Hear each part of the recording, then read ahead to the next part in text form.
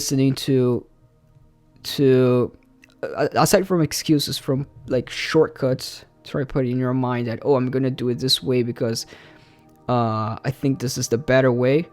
No, you're just making excuses not to go through the hard work, and you have to go through the hard work. Willing to go through failures. An example is an example of failure, and it is what it takes, is when you do cold calling, when you start a business. I personally, it's a mobile detailing company, and I had to go in the first few years in business, door knocking, cold call people, go to dealerships, try to sell the services out to them. And the way I trained myself, because I'll always read books nonstop, I would write down their objections that they would make for me, why they wouldn't need my services. But I would still get no's. And I'll train on myself. And whoever I train as sales, I tell them, you're succeeding in sales right here if you receive 10 no's and 1 yes. So when you walk through each door to try to sell your service, go in expecting a no. You're going to receive a no. Go for a no. Because if you only go expecting a yes and then you receive the no's, you're going to think something's wrong. But no, something's wrong is if you're not getting the no. Obviously, from the no's, you work yourself, study, always work around to try to make that a yes. You always look for the reason why you received the no to try to turn that around. And not look at the no's and say, oh, this is normal. I'm supposed to get no's, so I'm just going to continue doing this and not learn. Don't make that excuse that, it's okay. Let me go to the next one. No. You go to the next one, but you learn why you received a no. There's another fallacy, broken mentality that people say that, oh, I want to grow a company. You should delegate your tasks because, I want to delegate this task because I don't want to have to work this hard anymore. I want to pass this task to something else. That's not how it. That's far away from the reason why you're delegating the task from your company. You're delegating the tasks because then you're going to be able to get in more work on something else that's more valuable to you at that time. And same with your employees. If you're an employee of a company and you're working for a great company which is growing, you're going to get that task of hand, which you're going to be responsible for. But if the company is growing, you're always going to get new tasks. Sometimes you have to go back, set back to the previous task. But you're going to have new task, and then somebody else is going to do that task that you used to do for you because you're more valuable in the company. And when you delegate, you're delegating, and there's a time to delegate. You don't want to do it too soon, and you don't want to do it too late. And you don't want to delegate a task so you can just sit yourself down in the beach and not work. You're asking for your company to go downhill. You're delegating a task because you see another task that's more valuable for you to do at that time. And when you delegate, you have in your mind, okay, I'm delegating, but shit, I'm going to work 10 times harder now because I'm going to get myself with 5 more other tasks. It's always work. Work is always going to increase. If you're a company owner and you grow your business to multi-million dollar size, it's going to be fulfilling. It's going to be thrilling if you have a huge headquarters. Or if you work for a company where you're up high there, you grew with the company in a huge headquarters, whatever the situation is. It's these entrepreneurs, these people who work there, they are always being fulfilled, but they're not saying, oh, next year I'm going to be able to chill and take it easy. Because once you start taking your eye off the ball, no matter the size that you're in, no matter if you have a huge headquarters, once you start taking your eye off the ball, this is a long game. This is your life's game. Then once you start taking your eye off the ball, all people around you who you delegated the task for is going to start to slack away. Of course, when you're in a company that you grew inside a company, or you're the company owner, it doesn't matter. You're going to have different tasks throughout this process. Of course, you're going to have more. It's going to be easier later on. It's not going to be as hard as the first few years, the first 5 or 10 years. It's not going to be as hard. But you're still going to have your eye in the ball. You're still going to have to focus, keep the same positivity, stay around the same positive people, and above all, stay inside and be available, being present 24/7. Of course, you're gonna have more time. If you don't want it to be present, you don't necessarily would have to if your company is big enough. But if you think that you're growing, so one day you don't want to be present at all, you just want to let it free flow, you might as well quit now, because you fall short. And when you fall short later, when you're big, it will hurt more.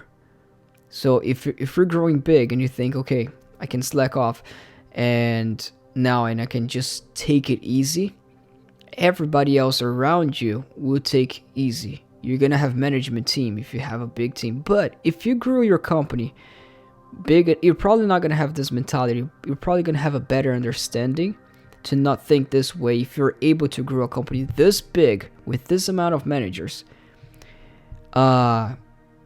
you wouldn't want to quit after you grew it that big. You wouldn't be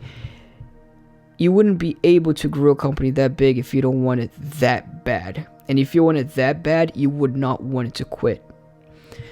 So guys, one goes hand in hand. We can use a huge example of even Steve Jobs. We can use a huge example of Jeff Bezos, for example. He's there in the company. He's always figuring things out. That's his vision. That's what he loves to do. There's the thrilling ride of roller coaster, all the setbacks, which happens continuously. You plan something this month, and then 1 week goes by. It feels like 6 months of setback, and then you have to start over. But this starting over process, if you have in the right mentality, it's good. It hurts. It's difficult, but you have to go through that. So that makes you go through that, and then 1 week goes by, you're living in the most fulfilling place ever. 1 week go by of a little bit of excitement, and you see a growth that you didn't expect. That happens. That's how it happens in business. Or if you're working in a company where it's growing, sometimes the growth comes that you don't even expect it to grow that good when you look a year behind. It's like, damn shit, like, yo, this, look where we are now. But then again, if your vision's big enough, you're gonna be like, oh, cool, look where we are now. Look at all still the potential that we have to achieve. You're always gonna be focused on the potential ahead of you, if you are one of those who thinks big. So yeah, it is good. It's gratifying. You're gonna be grateful for what you achieve, but you're gonna be more satisfied to look of what you have yet to achieve and things that you haven't achieved yet, but that you know the potential that you can get there.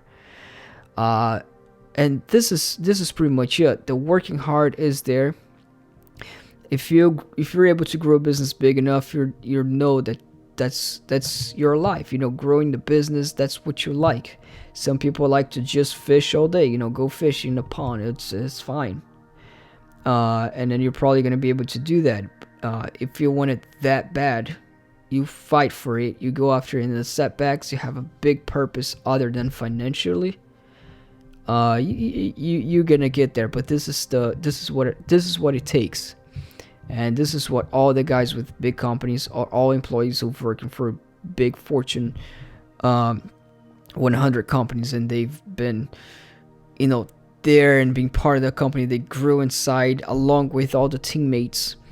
This is what it takes, and it's the most exciting thing once you see the growth, once you see the fruits of your own labor inside the company.